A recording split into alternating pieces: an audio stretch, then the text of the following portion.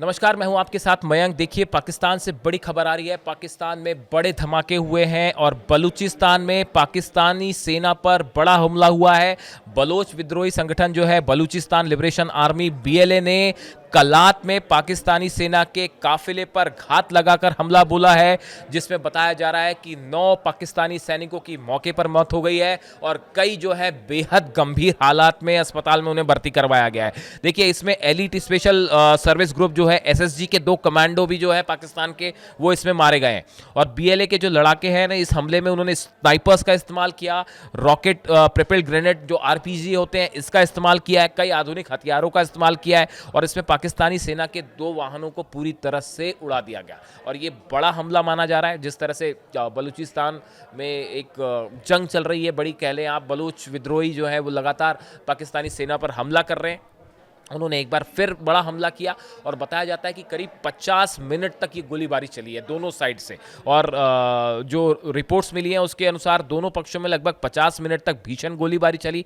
पाकिस्तानी सेना पर यह हमला बीएलए की बढ़ती ताकत और क्षमताओं की ओर इशारा कर रहा है। अगर आप देखें पिछले कुछ वक्त में जिस तरह से बलूचिस्तान की तरफ से, बीएलए की तरफ से हमले हुए हैं पाकिस्तान की सेना के ऊपर और जिस तरह से उन्हें निशाना बनाया गया है, इससे पता चलता है कि जो बीएलए है वो लगातार दिन प्रतिदिन उसकी ताकत बढ़ती जा रही है। हमने देखा अफगानिस्तान के साथ जिस तरह से पाकिस्तानी सेना उलझी हुई है और वहां पे भी तनाव वाले हालात बने हुए हैं और कई बार सीज फायर का दौर हुआ, लेकिन वो सीज फायर बार बार टूट भी रहा है और तालिबान की तरफ से लगातार हमले हुए पाक सेना के ऊपर।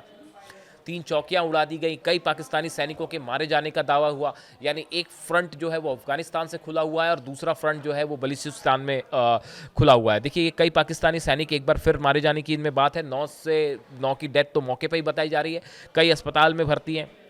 इसके साथ ये बताया जा रहा है कि जो हथियारों का इस्तेमाल किया गया बलूच आर्मी की तरफ से वो बेहद आधुनिक हथियार थे और जिस वजह से बड़ी कैजुअल्टी हुई है।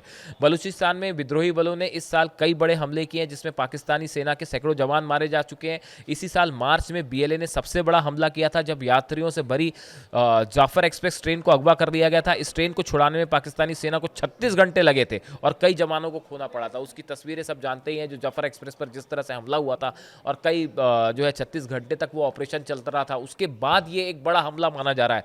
बीएलए प्रवक्ता ने बताया कि उसके लड़ाकों ने नौशकी में बस अड्डे के पास पाकिस्तानी सेना के केंद्रीय शिविर की सुरक्षा चौकियों पर हमला किया। इसके अलावा नसीराबाद के डेरा मुराद जमाली इलाके में एक पुलिस वाहन को भी ग्रेनेड फेंककर निशाना बनाया गया। देखिए, ये लगातार जो हमले हो रहे हैं, इससे ये बात साबित हो रही है कि पाकिस्तानी आर्मी जो है वो स्ट्रगल कर रही है बलूच सेना के सामने लड़ने में और गुरिल्ला स्टाइल में बलूच सेना बार बार अटैक कर रही है, जिसकी वजह से बड़ी कैजुअल्टी हो रही है और बेहद आधुनिक हथियारों से ये हमला हुआ है पाक आर्मी के ऊपर। देखिए, इसके साथ ही जो है ना सिर्फ सेना को बल्कि इसके साथ ही जो गवर्नमेंटल इंस्टीट्यूशंस हैं या चाइना पाकिस्तान का जो कॉरिडोर है, इससे जुड़ी जो चीज़ें हैं इसको भी लगातार निशाना बनाया जा रहा है। और बलूचिस्तान जो बीएलए है उसकी तरफ से लगातार ये बयान जारी किए गए हैं। उसने बयान देके बताया है कि किस तरह से इस पूरे ऑपरेशन को अंजाम दिया गया।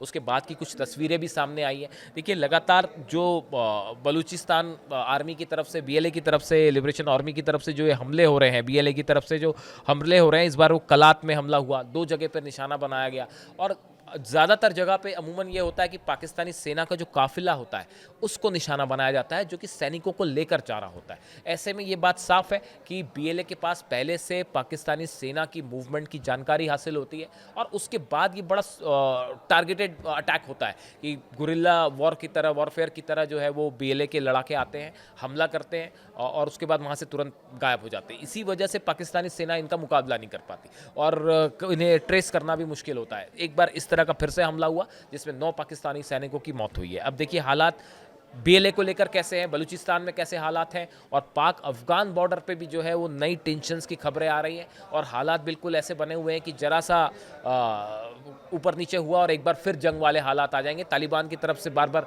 वार्निंग भी दी गई है पाकिस्तान को। इन हालात में इससे जुड़ा जो भी अपडेट होगा आप तक पहुंचाएंगे। हमारी इन दोनों हालात पर नज़र बनी रहेगी कि बीएलए की तरफ से और पाक अफगान बॉर्डर पर क्या डेवलपमेंट हो रहा है।